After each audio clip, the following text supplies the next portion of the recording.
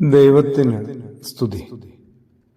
പ്രഭാത കിരണത്തിലേക്ക് സ്നേഹവന്ദനം.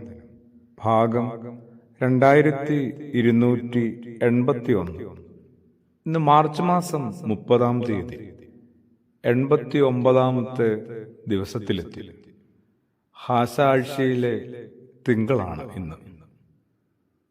അതെ, ഓശാനയുടെ വലിയ എതിരേൽപ്പും സ്വീകരണവും ആഘോഷവും ബഹളങ്ങളും ആർപ്പുവിളികളും എല്ലാം കഴിഞ്ഞു. ഇനി പതിയെ അദ്ദേഹം ഒറ്റയ്ക്കാവുകയാണ്. ഒരർത്ഥത്തിൽ എല്ലാവരും എവിടെയും ഒറ്റയ്ക്ക് തന്നെയാണ്. ഒരു തോന്നൽ മാത്രമാണ് ആരൊക്കെയോ ഒപ്പമുണ്ടെന്ന്. നിർണായക നേരങ്ങളിൽ ആരുണ്ടാവും ഓരോരുത്തരുടെയും ഒപ്പം? അതല്ല, നമ്മുടെ വേണ്ടപ്പെട്ട പലരുടെയും നിർണായക നേരങ്ങൾ നമ്മൾ അറിഞ്ഞിട്ട് പോലുമില്ല. ഇനി അറിഞ്ഞെങ്കിൽ തന്നെ നമ്മൾ ഒപ്പം ഓടിയെത്തുവോ? സംശയമാണ്. എന്ന് വെച്ചാൽ നമ്മളും വേണ്ടപ്പെട്ട പലരുടെയും സങ്കട നേരങ്ങളിൽ ഭംഗിയായി അവരെ ഇട്ടിട്ട് ഒന്ന് മാറിയിട്ടുണ്ട്. പറ്റാവുന്ന ദൂരത്തേക്ക് അകന്ന് നിന്നിട്ടുണ്ട്. ഇതെല്ലാം ജീവിതത്തിലെ ചില തനിയാവർത്തനങ്ങളാണ്. ക്രിസ്തുയേശു എങ്ങനെയാണ് ഇതിനെയൊക്കെ നേരിട്ടത്? ഗെത്സമനത്തോട്ടത്തിലെ ആ പ്രാർത്ഥന ഒന്ന് ഒഴിവാക്കി തരാമോ? ഈയൊരു കഠിനമായ സഹനത്തിന്റെ പാനപാത്രം സഹിച്ചും വഹിച്ചും മടുത്തും തന്നെയാണ്. ഇനി ഒരു ഇഞ്ച് പോലും മുമ്പോട്ട് നീങ്ങാൻ ആവുന്നില്ലെന്ന് തന്നെയാണ് അപ്പനോട് കേണു പറയുന്നത്. അതിന്റെ അർത്ഥം അതുവരെയും ഇത് വഹിച്ചു ബോധപൂർവം സഹിച്ചെന്നാണ്. അതുവരെയും എങ്ങനെയാണ് സാധിച്ചത്? അത് തൻ്റെ ഒപ്പമുള്ള ദൈവത്തിൻ്റെ ഒരു സാന്നിധ്യത്തെയാണ്, തൻ്റെ ഒപ്പമുള്ള അപ്പന്റെ സാന്നിധ്യത്തെയാണ്. ആ പുത്രൻ, ആ മകൻ എപ്പോഴും ഒരു ആശ്വാസമായിട്ട് കണ്ടത്.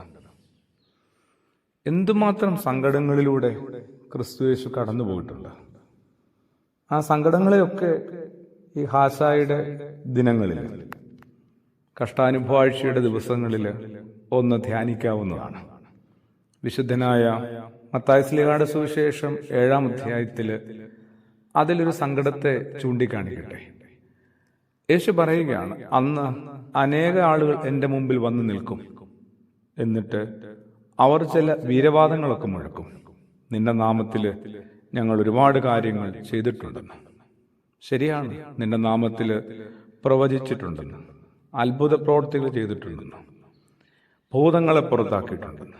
അപ്പോൾ ഞാൻ അവരോട് പറയും, നിങ്ങളെ ഞാൻ അറിയുന്നില്ല. യേശു അനുഭവിച്ച വലിയൊരു സങ്കടത്തിന്റെ സന്ദർഭമാണ്.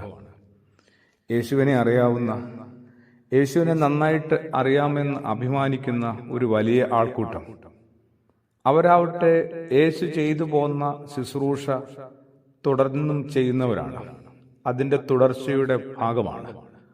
അവരാ ഒരു ആഹ്ലാദത്തിലും അഭിമാനബോധത്തിൽ നിൽക്കുമ്പോഴും അവർ യേശുവിന് പിടുത്തം കിട്ടുന്നില്ല. അത് യേശുവിൻ്റെ ഒരു സങ്കടവും കൂടിയാണ്. ഈ ഒരു ദിവസം ദൈവസന്നിധിയിൽ കണ്ണും പൂട്ടി നല്ല നിശബ്ദതയിൽ ഓരോരുത്തരും ഒന്ന് ആലോചിക്കാനും കണ്ടെത്താനും ധ്യാനിക്കാനും പറ്റണം. യേശുവിനെ എന്നെ അറിയാമോ? എനിക്ക് യേശുവിനെ അറിയാം. യേശുവിനെ കുറിച്ച് 10 വാചകങ്ങൾ ഭംഗിയായി പറയാനും അറിയാം. എന്നെക്കുറിച്ച് യേശുവിന് എന്തെങ്കിലുമൊക്കെ ധാരണ ഉണ്ടായിട്ടുണ്ടോ? അതൊന്ന് ചിന്തിക്കാൻ, അതില്ല എങ്കിൽ ഒന്ന് കാര്യമായി സങ്കടപ്പെടാനായിട്ട് ഓരോരുത്തർക്കും സാധിക്കട്ടെ.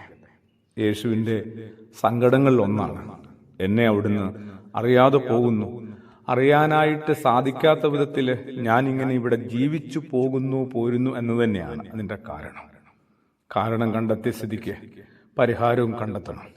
പ്രാർത്ഥനയോടുകൂടി ആമേൻ.